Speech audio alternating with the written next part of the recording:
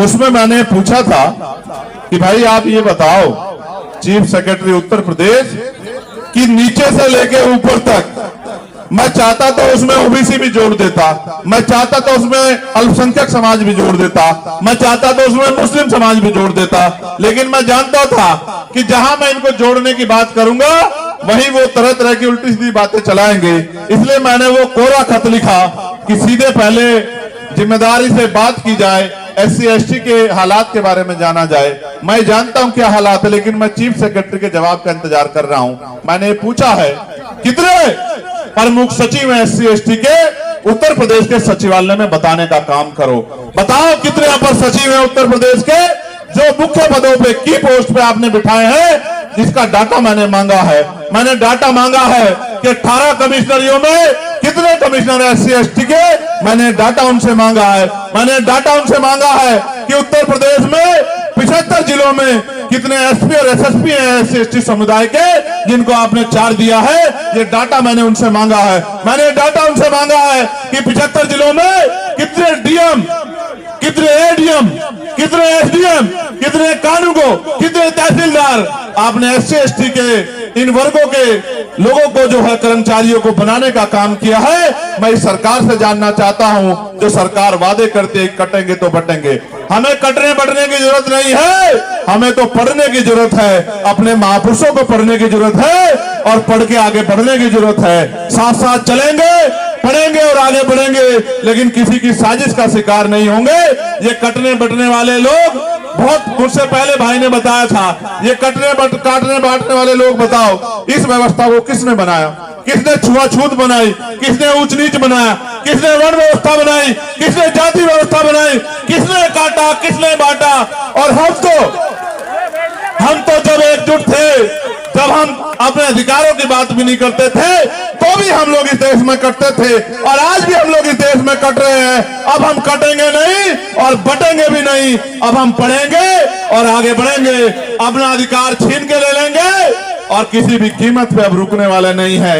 यही संदेश मैंने जो है मुख्यमंत्री जी को भेजने का काम चीफ सेक्रेटरी के माध्यम से किया है। आज मैंने एक और लेटर लिखा, उसमें मैंने पिछड़े वर्ग के कर्मचारियों के विषय में मुख्य चीफ सेक्रेटरी से पूछा। ये कागज का पन्ना है, लेकिन ये चोट कहां लग रही है, आप मेरी बात को याद रखना। मैं आपको दिखाऊंगा। क्या तो चीफ सेक्रेटरी जवाब नहीं देंगे?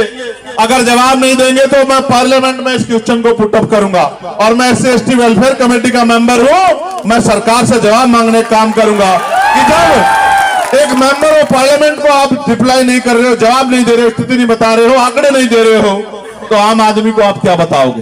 फिर अगर जवाब दे दिया तो जवाब इतना खोखला है कि आप देख के डर जाओगे कि नामचारे के अधिकारी कर्मचारी भी SC ST OBC के पोस्टिंग नहीं।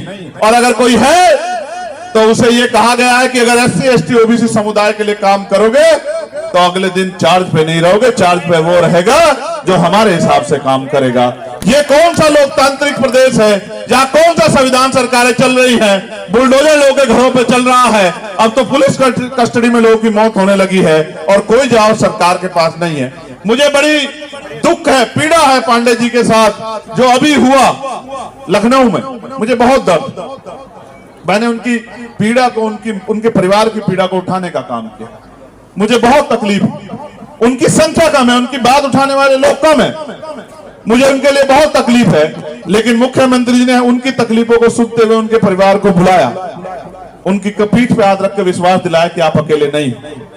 उनकी 10 लाख रुपए की मदद भी की, कार्रवाई का भरोसा भी दिया। लेकिन वही अमन सोनकर रहता है, बहुत थोड़ी सी दूरी पे, लेकिन अमन सोनकर के परिवार को नहीं बुलाया। उसकी भी पुलिस द्वारा हत्या हुई, उसके परिवार ने बताया। बड़ा चर्चित भी रहा, मैं उस परिवार के घर भी गया, लेकिन उसको मुख्यमंत्री जी से नहीं बुलाया। अब क्यों नहीं बुलाया ये तो मुख्यमंत्री खुद बता सकते हैं।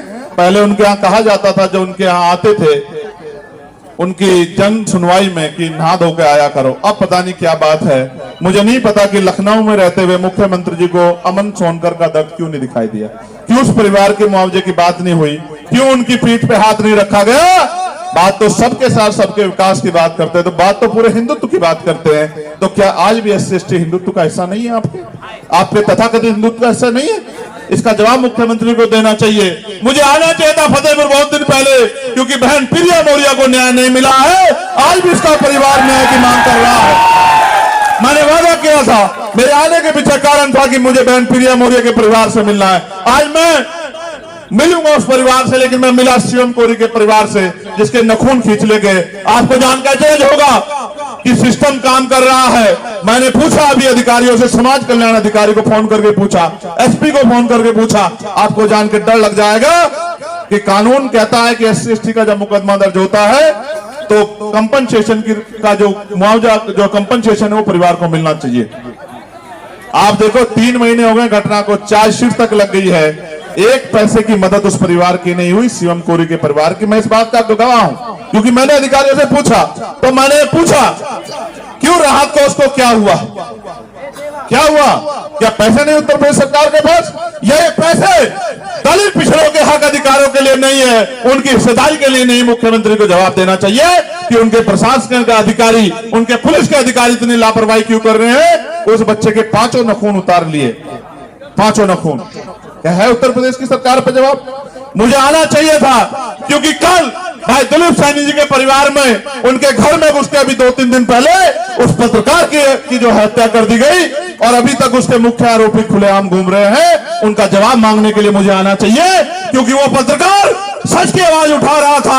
अगर एक पत्रकार सुरक्षित नहीं है और अगर वो भय में काम करेगा, ईमानदारी से काम नहीं करेगा, तो जनता उससे सवाल पूछेगी, और अगर वो ईमानदारी से काम करेगा तो ये गुंडे उसकी जान ले लेंगे। उसके परिवार का हिसाब मांगने मुझे आना था, उस परिवार के आंसू पूछने मुझे आना था, उसको न्याय दिलाने के लिए मुझे आना था। मैं आपके बीच में हूं और मैं कहना चाहता हूं, अभी तो 2 ही पत्र जारी हुए हैं।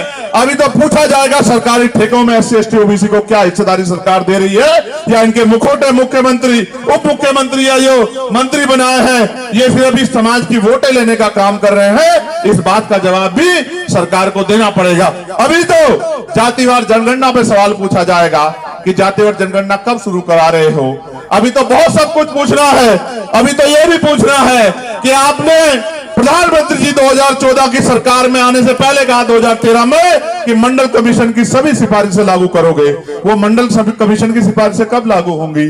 मैं तो पूछना चाहता हूं, जातिवार जनगणना कब होगी, मंडल कमीशन की सिफारिशें लागू कब होगी? और अभी तो गौर से सुनना, अभी तो निजी क्षेत्रों में आरक्षण लेना है। मेरी बात को आप याद रखें। आप करो सरकारी क्षेत्रों में निजीकरण करके आरक्षण खत्म। अगर हम में दम होगा बहुजन समाज के लोगों में, तो निजी क्षेत्रों में आरक्षण लेकर दिखाएंगे सरकार से। मेरी बात को याद रखना। और अगर ये वास्तविकता में बहुजन समाज ठान ले, तो मैं लिख के देता हूं, किससे मांगना भाई? लोकतंत्र है, जिसके पास वोट है उसकी ताकत है, जिसके पास ताकत है उसके कलम में अधिकार है, और जिसके पास अधिकार है उसकी कलम में इतनी पावर है कि कुछ भी मांगने की जरूरत नहीं, बस कलम चलाओ, अधिकार ले लो। ये देश अभी संविधान से चल रहा है। मौका है आप पे, अपनी ताकत को पहचानो, एकजुट हो जाओ। और एकजुट होके मैं सबसे पहले आपका धन्यवाद करूंगा, जो साथी यहां बैठे हैं उन सबका। लेकिन मैं आपसे आग्रह भी करूंगा, मैं आया, अपनी बात रख के चला गया, मुझसे पहले अच्छे अच्छे वक्ताओं ने अपनी बात चले गए, आप घर जाके सो गए, उसी गड्ढे में गिर गए। इससे कैसे बदलाव होगा? जब तक आप सिपाही बनके, समर्पित कार्यकर्ता बनके गांव गांव जाके इस भाईचारे को कायम नहीं करोगे, तब तक बात कैसे आगे बढ़ेगी? भाई बहुत सारे लोग हैं जो अंधकार में हैं, उनको निकालने के लिए प्रयास करना पड़ेगा, नहीं करना पड़ेगा? अगर हम नहीं करेंगे तो कौन करेगा? हम नहीं करेगा तो दुश्मन करेगा। दुश्मन का अपनी विचारधारा में उनको लेके जाएगा। हमें चाहिए कि हम उनसे पहले उन तक पहुंच के उनको निकाल के इस मुख्य समतावादी, समानतावादी, मैत्रीवादी, इस अधिकारों के साथ, आत्मसम्मान के साथ जीने वाली विचारधारा में लाने के लिए उनको तैयार करें, उनको सच बताएं कि सच क्या है।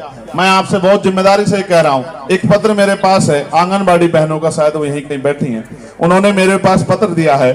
मैं उनको विश्वास, आपने पार्लियामेंट में सुना भी होगा, मैंने आंगनबाड़ी बहनों के वेतन वृद्धि की मांग उठाई, मैंने भोजन माताओं के वेतन वृद्धि की, मैंने आशा बहनों के वेतन वृद्धि, और मैं आपको विश्वास दिलाता हूं, ये निकम्मी सरकारों को पहले तो हम नाक में दम कर देंगे, और अगर ये फिर भी नहीं मानी तो मैं आपको वचन देके कहता हूं, मेरी बात याद रखना, हमें मौका मिलेगा तो मिनिमम 21,000 रुपए वेतन हम जो है आशा आंगनवाड़ी बहनों को दिलाने का काम करेंगे। इस बात की मैं आपको गारंटी देता हूं। मैंने पीआरडी के जवानों की आवाज उठाई, होमगार्ड भाइयों की आवाज उठाई, मैंने चौकीदार भाइयों की आवाज उठाई, मैंने ग्राम सेवकों की आवाज उठाई, मैंने पार्लियामेंट में पुलिस के कर्मचारियों की 8 घंटे, और मैं लिख के देता हूं, ये पुलिस के कर्मचारी खड़े हैं, 2 साल के अंदर आप देखना हमारा काम चल रहा है। जिस दिन से पार्लियामेंट में गए हैं उस दिन से लगातार हम उस पर काम कर रहे हैं, और आप देखना, मैं आज नहीं कहता, अगले आने वाले 2-3 साल के अंदर मॉडर्नाइजेशन होगा और 8 घंटे की ड्यूटी हम लोग पुलिस के साथों की करा के रहेंगे। इस बात का भी मैं आपको विश्वास दिलाता। सप्ताह में 1 दिन छुट्टी के लिए भी हम लोगों ने जो है उस रिपोर्ट में, जो रिपोर्ट बन रही है उसमें प्रस्ताव रखा है, और ये जो वेतन विसंगति आपकी उसको भी दूर कराने का, और जो बॉर्डर स्कीम है इसको भी खत्म कराने का प्रस्ताव हमने रखा है। हम सबके लिए कोशिश कर रहे हैं। मेरा भाई अमरेंद्र यहां बैठा है। उत्तर प्रदेश की सरकार की सच्चाई यह है कि 69,000 शिक्षक भर्ती के बच्चे दलित पिछड़े वर्ग के कई साल से खून के आंसू रो रहे हैं, और आंदोलन करने जाते हैं तो लाठियों से पीटते हैं, हाथ तोड़ देते हैं, आंसू भी निकालने नहीं देते, वहां पर उठा के भेज जाते, कभी जेल भेज देते हैं। अभी इनको जेल भेज दिया, मेरे पास संदेश आया कि भाई इनको जेल भेज दिया है। भेज दिया था, आगे कुछ कर रहे थे, भेज दिया था। फिर खबर आई कि बहुत मुख्य धारा लगाने की बात कर रहे हैं। मैंने ट्वीट करके कहा कि अगर उन 69,000 शिक्षक भर्ती के बच्चों को परेशान करने का काम करोगे तो मैं लखनऊ में आके बैठ के धरना देने का काम करूंगा।